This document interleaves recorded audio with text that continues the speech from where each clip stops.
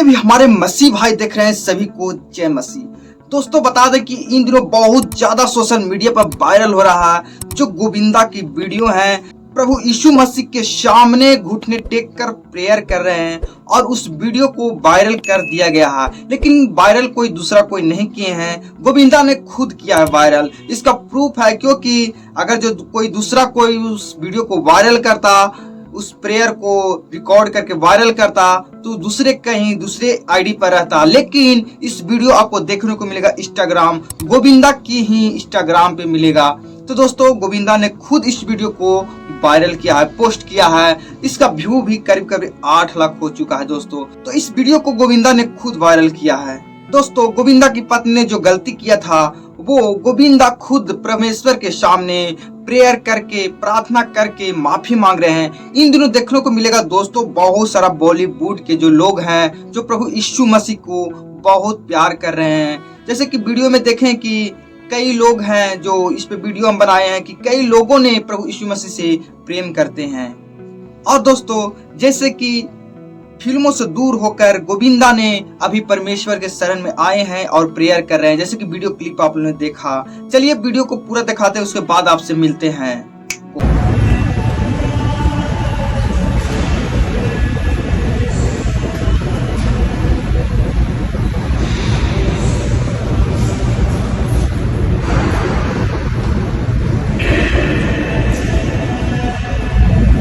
Sir की तबीयत अभी ठीक है। अभी आज इनको नॉर्मल वार्ड में एडमिट करेंगे हम लोग। कल से बहुत बेहतर है। कल मेरे परसों डिस्चार्ज भी कर देंगे उनको। सबके आशीर्वाद से, सब फैंस लोग के, आप लोग सबके आशीर्वाद से सर एकदम ठीक हो गए और हर जगह पूजा प्रार्थना चल रहा है सर का। उनके तो बहुत फैन फॉलोइंग है हर जगह। आशीर्वाद और माँ बाप का आशीर्वाद और गुरु की कृपा की वजह से वो गोली लगी थी। मैं बैंड्रा में पैदा हुई हूँ एंड मैंने बैप्टिज्म लिया है। क्रिश्चियन स्कूल में थी मैं, तो मेरे फ्रेंड्स सब क्रिश्चियन थे।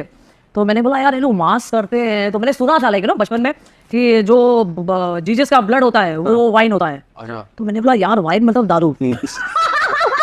बचपन से खुरासात दिमाग, पंजाबी खून था ना अंदर। जैसे गोविंदा क्या बोलते हमारे घर की धर्म जी है यार। मैंने बोला क्या पाप है दारू पीने में भाई।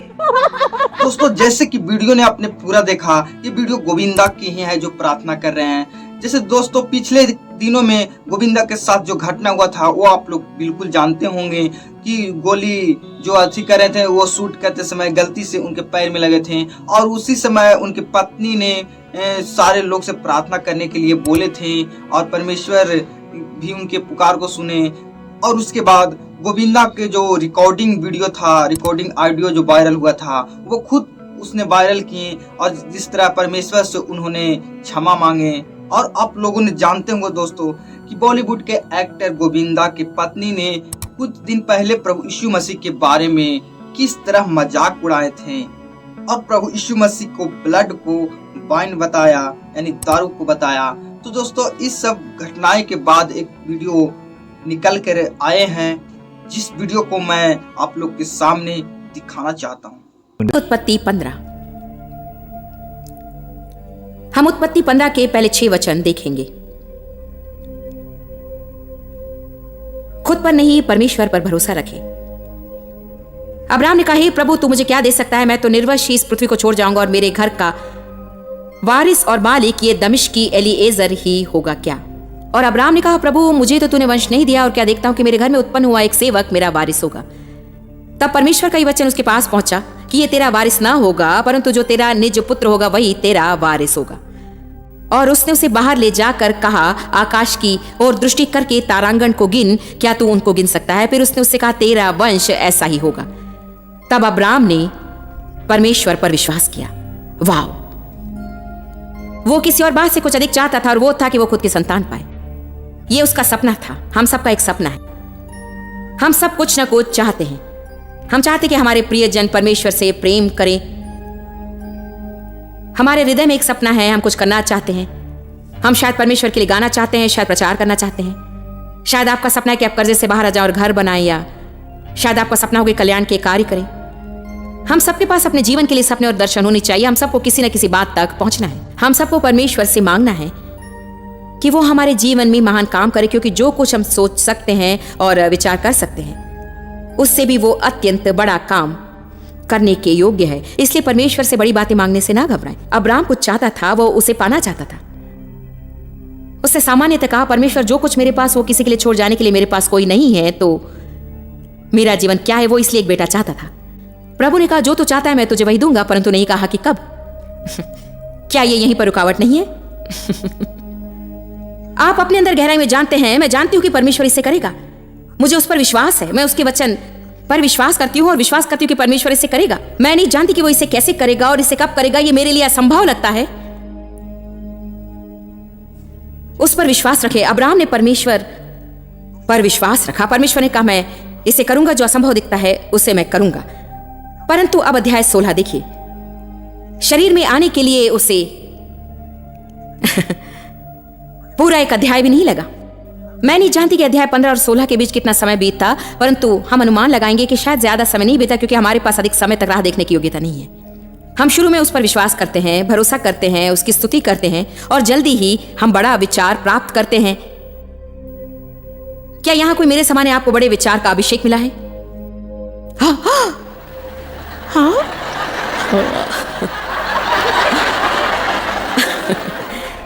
कई बार परमेश्वर आपको कुछ काम करने की बातें दिखाता है और मैं सोचती हूँ कि यह सीखना कुंजी है कि परमेश्वर कब है और आप कब हैं। इसीलिए हमें सच में खुद पर बहुत अधिक भरोसा रखना नहीं है, क्योंकि यदि आप खुद पर भरोसा रखते हैं और छोटी सी बातों में आप बाहर आते हैं कि वो परमेश्वर था, वो परमेश्वर था, परमेश्वर था, जिसके कारण आप बस सोचते हैं क्योंकि आप इन छोटी सी बातों में से होकर जाने जो कि परमेश्वर था।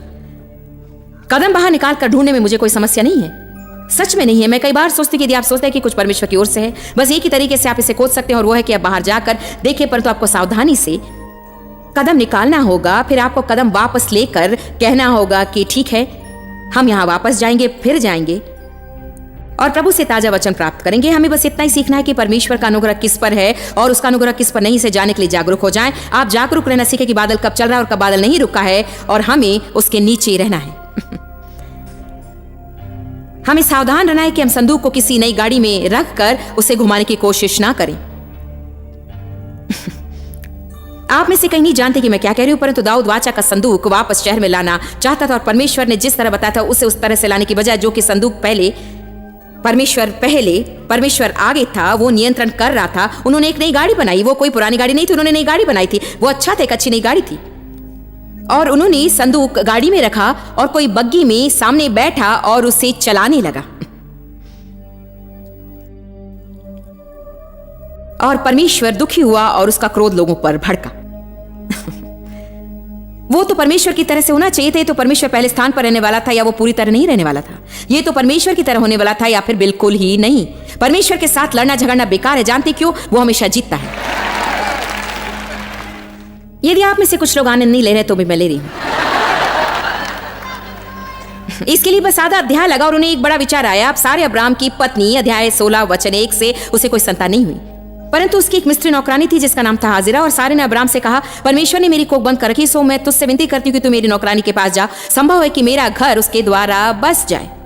तो अब्राहम ने अपनी पत्नी की मान ली। पुरुषों, ऐसा समय होता है कि आपको हमारी नहीं सुननी चाहिए, और ये उनमें से एक हो सकता है। आमीन। ये केवल मूर्खता ही नहीं, ये दुगनी मूर्खता है। कोई भी स्त्री अपने होश में जाकर अपने पति के लिए दूसरी पत्नी नहीं लाती है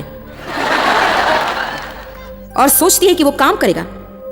सो जब अब्राम को कनान देश में रहते हुए 10 वर्ष बीत चुके, तब उसकी स्त्री सारे ने अपनी नौकरानी हाजिरा को लेकर अपने पति अब्राम को दिया कि वो उसकी दूसरी पत्नी हो। और वो हाजिरा के पास गया और वो गर्भवती हुई। और जब उसने देखा कि वो गर्भवती हो गई, तो अब वो घमंडी हो गई। न मैं गर्भवती हूं, तुम नहीं। मैं अब्राम की पसंदीदा हूं, क्योंकि मैं अब्राम जो हमेशा चाहता था वो बच्चा मैं उसे दूंगी और तुम नहीं दोगी। न या जो भी स्कार्थ हो। तो अब वो अपनी स्वामिनी को तुच्छ समझने लगी और वो स्त्री में जिसका वो आदर, प्रेम और सराहना करती थी, उसके प्रति बुरा व्यवहार रखने लगी। और अब सारे, जैसे हम हमेशा करते हैं, अब्राम के पास जाकर उस पर दोष लगाती है कि उसने उसका कहा माना। क्या हम सोचते कि उसने जिम्मेदारी ली? नहीं, वो उसे वापस उस पर डालता है। वही बात जो बाग में हुई थी। तुमने मुझे वैसा क्यों करने दिया? तुमने इसे शुरू क्यों किया? तुमने मुझे नहीं कहा होता। यदि मैंने आपको नहीं कहा होता तो आप पगला जाते। ओ यीशु, आज हमारी मदद कर।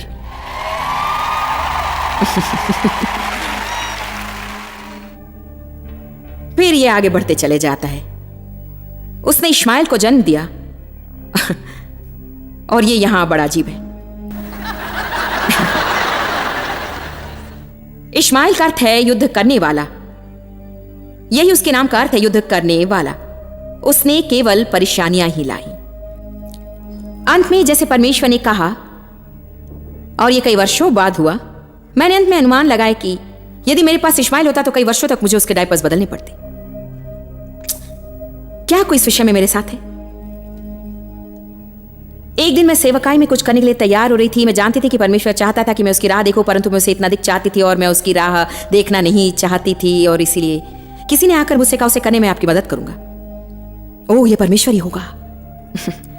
परंतु गहराई में जानती थी कि यह नहीं है, और मैंने सच में महसूस किया कि यदि हो तो परमेश्वर अपने स्वर के सिंहासन से नीचे झुका, और मैं महसूस कर सकती थी कि वो मेरी ओर देख रहा है और मुझसे कह रहा है कि तुम मेरी सुनो। जो आप शरीर में शुरू करते हैं उसे आप शरीर में खत्म करते हैं। एक मिनट के लिए भी यह मत सोचना कि तुम इसे शुरू करोगी और फिर मैं आकर इसे आशीष दूंगा क्योंकि तुम चाहती हो कि मैं आशीष दूं।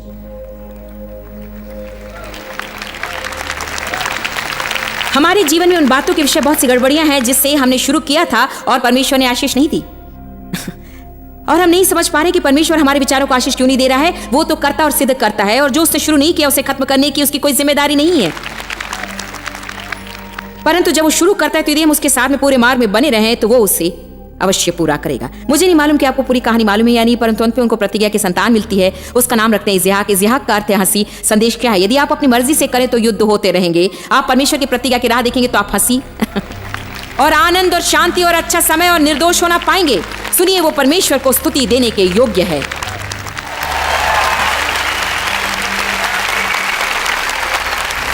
जानते हैं कितना कठिन है कि आप किसी के लिए प्रार्थना करें और उन्हें ना बदलें। बाप रे! बाइबल कहती विश्वास की अच्छी कुश्ती लड़। आप जानते हैं कौन सा सबसे बड़ा युद्ध आप करते हैं? वो है जब आप किसी बात के विषय कुछ कर सकते हैं उस वक्त कुछ भी ना करना, परंतु आप विश्वास नहीं करते हैं कि परमेश्वर चाहता है कि आप उसे स्पर्श करें। मैं इसे 3 बार कहूंगी। विश्वास का अच्छा युद्ध लड़े। सबसे बड़ा युद्ध तो वो होगा जब आप कुछ कर सकते हैं परंतु आप कुछ न करने के लिए लड़ते हैं, परंतु आप जानते हैं कि परमेश्वर ने आपको उसे स्पर्श करने से मना किया है। क्या चाहते कि मैं आपको एक उदाहरण दूं? मत्ती 26। ओ सुनिए, पवित्र आत्मा इसे हमारे मोटे दिमाग में बैठा दे, मुझे बदल दे।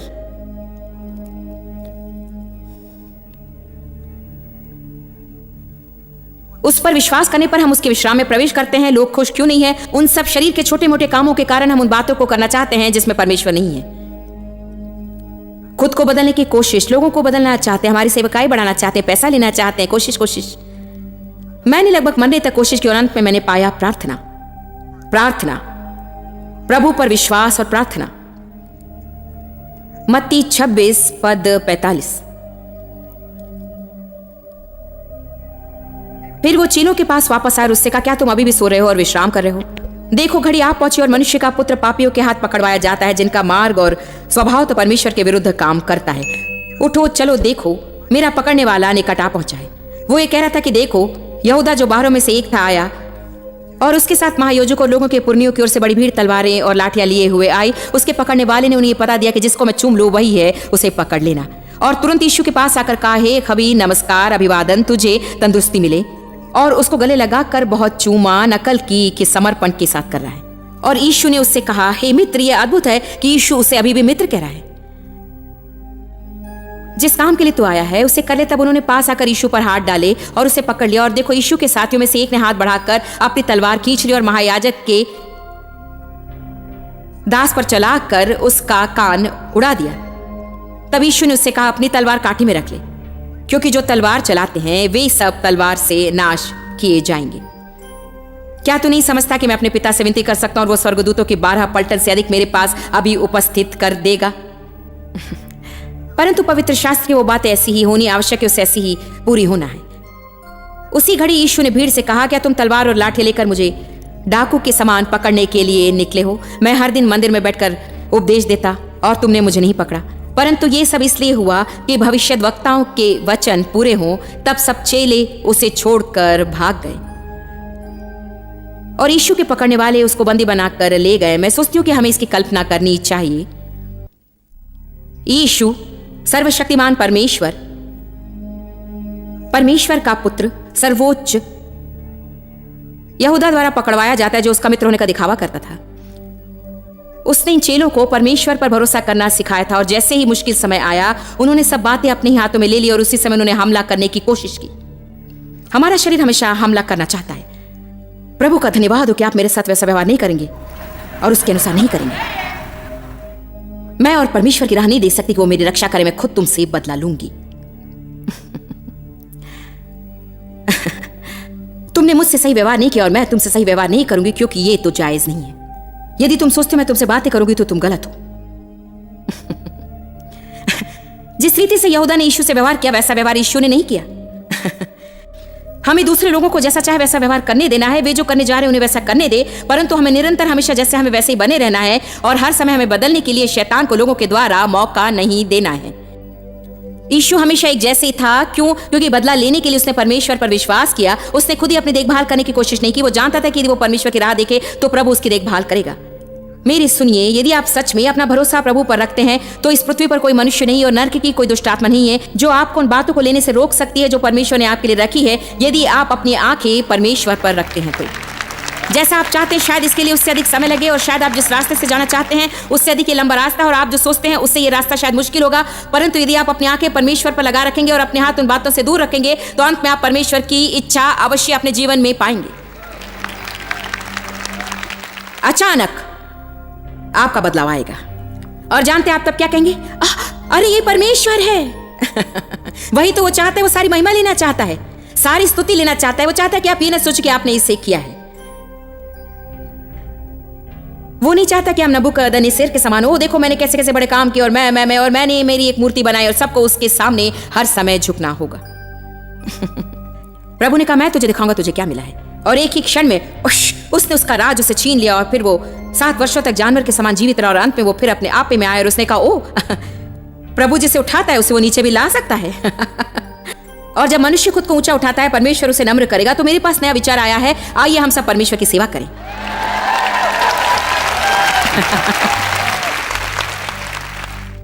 अब इसे देखिए, तो पतरस, हम इसे ऐसे नहीं रखते। यीशु ने कान उठाकर कहा पतरस, हम इसे इस तरह से नहीं करेंगे। आप सुनिए, यही मुख्य बात है। उसने कहा क्या तुम नहीं जानते कि मैं इसे रोक सकता था? क्या तुम जानते हो कि मैं छोटी सी क्रिया करता और इन बातों में से होकर नहीं जाता था? क्या तू नहीं जानता कि यदि मैं चाहूं तो 80,000 स्वर्गदूतों को बुला सकता हूं, परंतु यदि मैं वैसा करूं तो मैं प्रभु की इच्छा में नहीं रहूंगा। इसलिए मैं मुश्किल रास्ते से जाऊंगा, मैं परमेश्वर की राह देखूंगा। हालांकि मैं इसे कर सकता हूं, मैं शरीर में काम नहीं करूंगा, प्रभु की राह देखूंगा, क्योंकि केवल उसी तरह से सारी धार्मिकता पूरी हो सकती है। एक ऐसा मार्ग है जो मनुष्य को सही जान पड़ता है, परंतु उसके अंत में विनाश है और कई तरह की विपत्ति होती है। विश्वास का अच्छा युद्ध लड़ें। आपके जीवन में सबसे बड़ा युद्ध है, और वो युद्ध होगा जब आप कुछ कर सकते हैं उस वक्त कुछ नहीं करना। क्यों? आप जानते हैं, आप भीतर में जानते हैं परमेश्वर कह रहा है उसे छोड़ दो और मुझे ये करने दो। अब मैं थोड़ा संतुलन चाहती हूं। बाइबल हिम्मत के विषय बताती है, बाइबल नम्रता के विषय बताती है। नम्रता परमेश्वर की राह देखती है, हिम्मत कदम बढ़ाती है। आप दोनों को साथ में रखकर भी प्रभु की इच्छा कैसे पूरी कर सकते हैं? आप राह देखना और आगे बढ़ने को कैसे एक साथ मिलाएंगे? क्या आप नहीं सोचते कि ये सब हम लोगों के लिए चुनौती है? हम राह देखना चाहते हैं, परंतु कई बार हम नहीं जानते कि कहां राह देखना और कहां कदम उठाना है। कई बार हम नहीं जानते कि कहां शांत रहे और कहां बोले। कई बार हम नहीं जानते कि कब किसी को कौन सी बात बतानी है और कब नहीं बोलना है। कई बार हम नहीं जानते कि कब किसका सामना करना है और कब परमेश्वर की राह देखनी है। निश्चय ही ये हम सबके लिए चुनौती है, जिसमें मैं भी हूँ। इसीलिए हमें परमेश्वर के सामने नम्रता में चलना है और आपको अपने मार्ग उसे समर्पित करने हैं। यदि आप परमेश्वर की ओर से सोचना पाते कि ये काम नहीं कर रहा है, तो आपको किसी भी क्षण वापस जाने के लिए तैयार रहना होगा।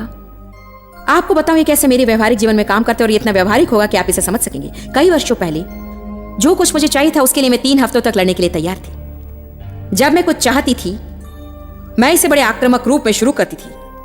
मुझे ये चाहिए, डेव कहते, मैं नहीं सोचता कि बुद्धिमान, यहां तुम कभी ऐसा नहीं चाहोगे। देव कहते मैं महसूस करा था कि हमें परमेश्वर की राह देखनी चाहिए। आप बस यही करने की इच्छा रखते हैं कि हम प्रभु की राह देखें। जब यीशु वापस आएगा तब आप परमेश्वर की राह देखेंगे। और वो कहते हाँ तुम उससे 10 मील आगे रहोगे। मैं बहस करती, हम झगड़ा करने लगते, फिर मैं उनसे कई दिनों तक बातें नहीं करती थी और आगे जाकर मुझे सिर दर्द और पेट दर्द और पीठ दर्द होता था और मैं क्रोधित हो जाती और बच्चों के साथ सही व्यवहार नहीं करती और अंत में 3-4-5 दिन बर्बाद हो जाते। क्या किसी ने इसे समझाया आज तक? मैं उसे अब नहीं करती। अब उसे करने के लिए आप मुझे काफी पैसा नहीं दे सकते हैं। आप जानते क्यों? मुझे शांति की लत लग गई है। तो मुझे पता है कि परमेश्वर के सामर्थी वचन को सुनकर आप आनंद और शांति पाए होंगे और आपने परमेश्वर का प्रेम को समझ लिया होगा। ये प्रभु यीशु मसीह के दासी है जिन्होंने इस तरह गवाही दिए, कितने लोग को जीवन को बदल देने वाली गवाही है। और परमेश्वर के पीछे ये बहुत स्ट्रगल किए, आगे बढ़े और परमेश्वर ने इनके जीवन में बहुत बहुत बहुत सारा आशीष बरकत दिए। दोस्तों इस वीडियो से पहले गोविंदे की बात करते हैं। दोस्तों जैसे कि कई हिंदू लोग हैं जो गोविंदा को विरोध कर रहे हैं, जो इस तरह के वीडियो जो वायरल हुए हैं इंस्टाग्राम पे और यूट्यूब पे, सोशल मीडिया पे, उससे लेकर काफी लोग हैं जो उससे चिंतित है और काफी लोग हिंदू जो विरोध कर रहे हैं कि वो हिंदू होकर प्रभु यीशु मसीह का प्रार्थना कर रहे हैं। क्यों, क्या कारण है, इन्हें लेकर बहुत सारा हिंदू विरोध कर रहे हैं। लेकिन कितने भी मसीह भाई लोग जितने हैं वो सब उन्हें सपोर्ट कर रहे हैं और उन्हें प्रभु यीशु मसीह से प्रेयर कर रहे हैं और उन्हें आशीष मिल रहा है।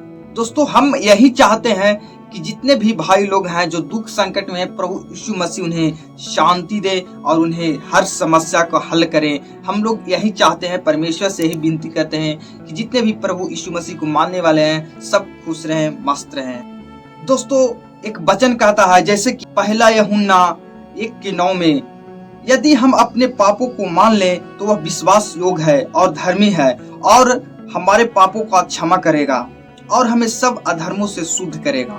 दोस्तों अगर जो हम अपने पापों को परमेश्वर के सामने अंगीकृत करते हैं, अपने पापों को मानते हैं, तो परमेश्वर हमें शुद्ध करते हैं और हमें माफ करते हैं। दोस्तों बता दें कि एक परमेश्वर ही ऐसा है जो हमारे पापों को क्षमा करते हैं, अन्यथा किसी में ये योग्य नहीं है कि हमारे पापों को क्षमा करने। सिर्फ परमेश्वर ही एक ऐसा इष्ट है, ऐसा गॉड है, ऐसे फादर है कि हमारे पापों को क्षमा कर सकते, अन्यथा कोई दूसरा इन्हें पाप को क्षमा नहीं कर सकते हैं। दोस्तों चलिए वहीं अगले पॉइंट पर चलते। उस बहन जो अभी आप सुने क्लिप वीडियो को किस तरह बताएं अपने जीवन के बारे में, चलिए उनकी बातों को बताते हैं। इस बहन ने अपने जीवन के अंदर बहुत सारा स्ट्रगल किया, अपने प्रॉब्लम को फेस किया, उसके बाद भी परमेश्वर को नहीं छोड़ा। उन्हें परमेश्वर पर आस लगा के काम को अपना करता गया और वह मंजिल के पास पहुंचे। दोस्तों इन दिनों जानते हैं दोस्तों कि इन युग में कितने अच्छे सच्चे ईश्वर को मानने के लिए कोई तैयार नहीं है और उन्हें विरोध करते हैं। जो सच्चे ईश्वर हैं प्रभु यीशु मसीह, उन्हें बहुत विरोध करते हैं और नहीं मानने को तैयार हैं। लेकिन जो लोग मान लेते हैं वो परमेश्वर के लिए कुछ भी कर गुजरने के लिए तैयार हो जाते हैं। जैसे कि पीछे वीडियो में देखे किस तरह जो बॉलीवुड का एक्टर है गोविंदा है जो प्रभु यीशु मसीह के सामने प्रार्थना कर रहे हैं। अब हमें ये पता नहीं कि प्रभु यीशु मसीह के मानते हैं या नहीं, या सब धर्मों को मानते हैं, या सब देवी देवताओं को मानते हैं, ये हमें पता नहीं। पर परमेश्वर के सामने उन्होंने घुटने टेक कर प्रार्थना कर रहे थे। हमें किसी भी देवी देवता से प्रेम हो या किसी भी देवता से हमें लगाव हो, पर हमें सब धर्मों को रिस्पेक्ट देना चाहिए। हमें जितना भी भाई लोग हैं सबसे प्रेम रखना ही हमारा कर्तव्य है। जितने भी भाई लोग हैं सबसे प्रेम रखना चाहिए, ना कि हम अगर जो हम परमेश्वर को मानते हैं तो हम किसी भाई से नफरत करें, ये गलत है। हमें सबके साथ प्रेम रखना है, परमेश्वर ने हमें यही सिखाया है। लेकिन दोस्तों ये हर धर्मों में है, लेकिन दोस्तों हिंदू समाज में होता है कि आजकल देखते हैं कितने मसीह लोग पर सताव होते हैं, कितने लोग हैं जो मसीह को विरोध बहुत ज्यादा करते हैं। उन्हें पता है कि किसी भी धर्म में ऐसा नहीं लिखा है किसी के विरोध करना, किसी से प्रेम नहीं करना, उसके बाद भी उन्होंने गलती करते हैं और जितने गलती करते हैं और हर धर्मों में लोगों को बांटते हैं और झूठो दंगा फसाव करते हैं और लोगों पर आरोप लगाते हैं, झूठा झूठा आरोप मसीह समाज पर भी लगाते हैं। तो ऐसा नहीं होना चाहिए। हमारे भारत में अगर जो ये सुधराव आए, परमेश्वर सबको रक्षा करें और ये बहुत जल्द सुधरने वाला भी है। चलिए वीडियो यहीं तक रहेगा, बहुत लॉन्ग हो गया। सभी को जय मसीह।